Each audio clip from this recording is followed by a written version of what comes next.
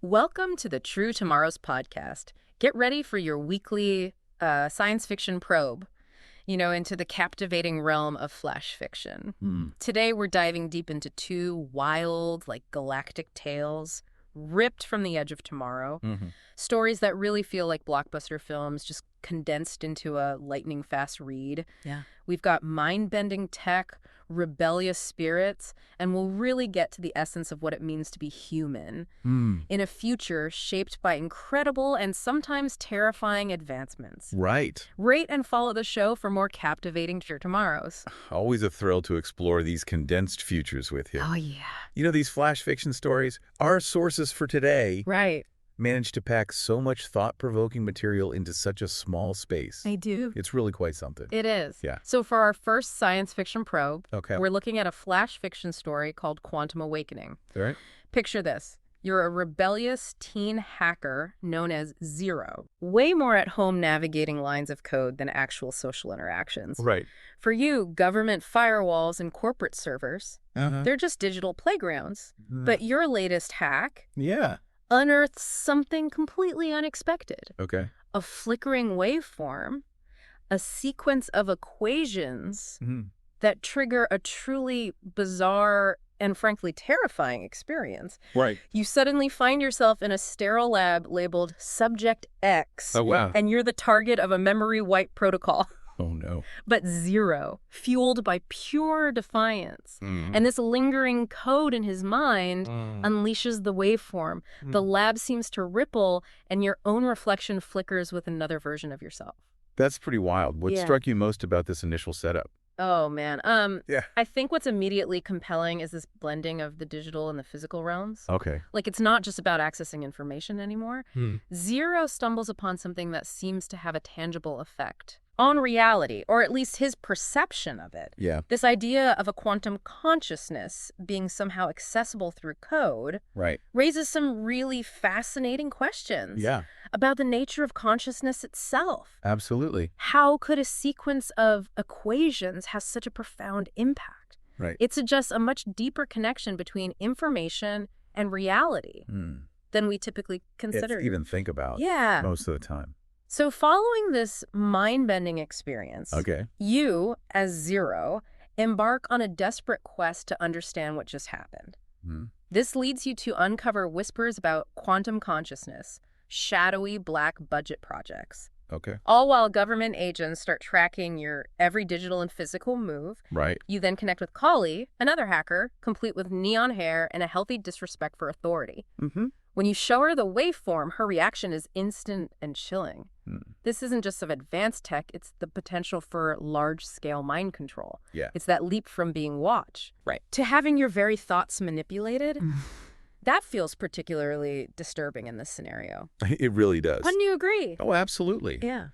This flash fiction story really taps into a core anxiety we have about autonomy. Yeah. The idea that our thoughts, the most private, fundamental aspect of ourselves, could be influenced or controlled by external forces is deeply unsettling. For sure. Kali's immediate recognition of this danger speaks to a heightened awareness within the hacker community. Okay. Who are often at the forefront Yeah. of understanding these potential technological threats. For sure. Her character, the outsider, Yeah. with the striking appearance, rebellious attitude, often serves as a literary device to highlight truths that mainstream society might overlook. Yeah. What makes you think her reaction is so immediate? Well, that's a great point. Yeah. I think perhaps it's because hackers are constantly probing systems. They're looking for vulnerabilities. Right. They understand how information can be weaponized. So the idea of code having a direct impact on consciousness Right. wouldn't be entirely foreign to their way of thinking. Yeah. Makes sense. So now the story takes a turn Okay. as you, as Zero, team up with Kali to fight back.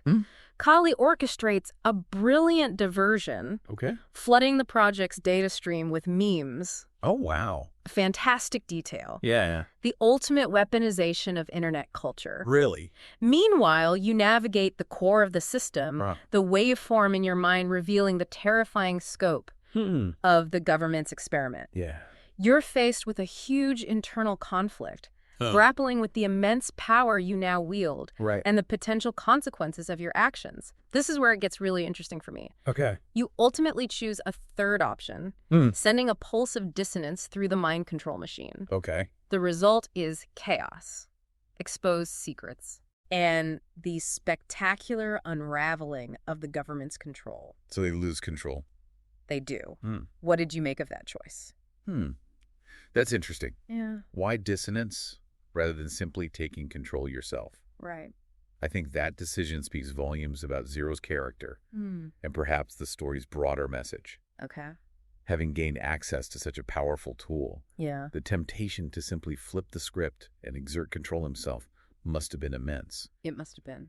But his choice to introduce dissonance instead suggests the deeper understanding of freedom.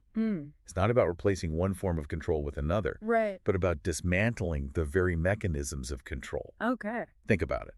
Introducing chaos disrupts the system rather than installing a new ruler. Interesting. And, the meme diversion also highlights a fascinating aspect of our digital age.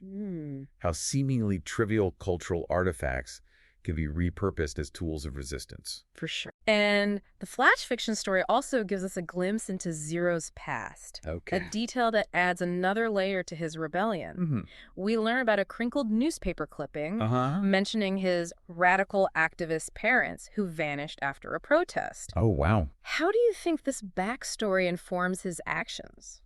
I think that detail provides a crucial motivation for Zero's actions. Okay. His rebellion isn't just an abstract fight against a controlling government. Yeah. It's deeply personal. Right. He may very well be acting on a subconscious or even conscious desire to understand what happened to his parents and to ensure that others don't suffer similar fates. Right. This personal stake makes his defiance even more compelling. I agree. And adds emotional weight to his choices. Right. It suggests a cycle of resistance, perhaps even a legacy of challenging authority. A legacy of challenging authority. Yeah. Okay, so the first science fiction probe concludes with Zero's transformation from a skilled but perhaps aimless hacker into a true disruptor. Okay. Someone ready to actively challenge the system. Yeah. It definitely feels like just the beginning of a much larger narrative. Absolutely. Yeah. Exactly. The chaos he unleashes isn't the end of the story. Right. It's the catalyst for what comes next. Yeah. The secrets are out. Right. But the forces that sought control are unlikely to simply disappear. For sure. Zero has now stepped onto a much larger stage, and his actions have far-reaching consequences that we as the reader can only imagine. Exactly. Yeah. Now let's turn our attention to our second science fiction probe. Okay. A flash fiction story titled Hologram Hearts. Right. This story plunges us into a completely different future. Okay. One where technology isn't about controlling minds directly, but about suppressing raw emotions. Right. You, as Zane, are a teenager living in this emotionally regulated world. Okay. Your emotional calibration tracker constantly blinks red, Yeah. labeling you as unstable in a society that values placid conformity above all else. Even everyday interactions feel artificial. Right. The teacher's drone delivering lessons. Right. The programmed laughter in the hallways. Wow. The prescribed smiles everyone wears. It sounds pretty bleak. It does. Yeah. But then you witness a genuine smile from a girl named Maya. Okay. And something within you cracks open. Yeah. Igniting a powerful yearning for unfiltered feeling. Right. This feels like a rebellion of a much more internal and human nature. Absolutely. Wouldn't you say? Precisely. What's so striking about this flash fiction story is its exploration of a society that has gone to extreme lengths to prioritize stability and order by attempting to eliminate something as fundamental as human emotion. Right. Zane's inability to conform, his malfunctioning tracker, becomes the spark that ignites his questioning of this emotionally sterile world. Okay. Maya's genuine smile serves as a potent reminder of what has been lost and what he instinctively craves. Right. What does that initial reaction to a genuine smile tell you about the human need for authentic connection? It speaks volumes, doesn't it? Yeah. Like, in a world of forced smiles, a real one becomes revolutionary. That highlights how much we rely on genuine emotional cues for connection and understanding. Yeah, for sure. So as Zane, you begin to notice whispers emanating from the sublevels of the city, areas that are unmapped and forgotten. These whispers lead you to the uncalibrated individuals whose suppressors have failed or who have actively rejected the system. The story paints a vivid picture of this hidden community, alive with the full spectrum of human emotions, something Zane has never witnessed before. You connect with Jessa, a wild-eyed girl who helps you navigate this new reality where your malfunctioning cracker is no longer a mark of shame, but a badge of honor. This hidden community thriving in the forgotten spaces feels like such a powerful symbol of resistance. It really does. What did that image evoke for you? It's a classic trope in dystopian fiction. You know, this hidden pocket of resistance. Right. But it remains powerful. Yeah. Because it reflects a fundamental human drive to preserve authenticity even under extreme pressure. Yeah. Okay. You know, the sublevels, the forgotten spaces. Right. They represent the aspects of humanity that the controlling forces have tried to suppress, but haven't been able to completely extinguish. The messy, unpredictable, but ultimately vital realm of genuine feeling. But genuine feeling, Jess's description, and the idea of the tracker becoming a badge of honor signify a complete reversal of the dominant societal values. They do, they do. Okay. The flash fiction story then describes a growing unrest in the city. We've got spiking anxiety rates, glitches in public emotion displays, and increasingly vocal protests. It seems that Zane's malfunction isn't an isolated incident. It's almost contagious, mirroring a wider societal yearning for authentic emotion. This unrest culminates in a raid on a suppressor distribution depot. Oh, wow. A direct act of defiance against the enforced emotional sterility. So they're fighting back. They are. Against this emotional control. It's fascinating how the very system designed to control emotions seems to be inadvertently creating more of the very thing it's trying to eliminate. Yeah. What's your take on that irony? It's a crucial insight into the limitations of total control. By attempting to suppress something so fundamental to human experience. The society, in hologram hearts, creates a pressure cooker. The suppressed emotions don't simply vanish. They find other outlets, manifesting as anxiety, system glitches, and ultimately, open rebellion. It highlights the inherent resilience of human emotion. And the futility of trying to completely eradicate it. For sure. The raid on the depot marks a significant turning point.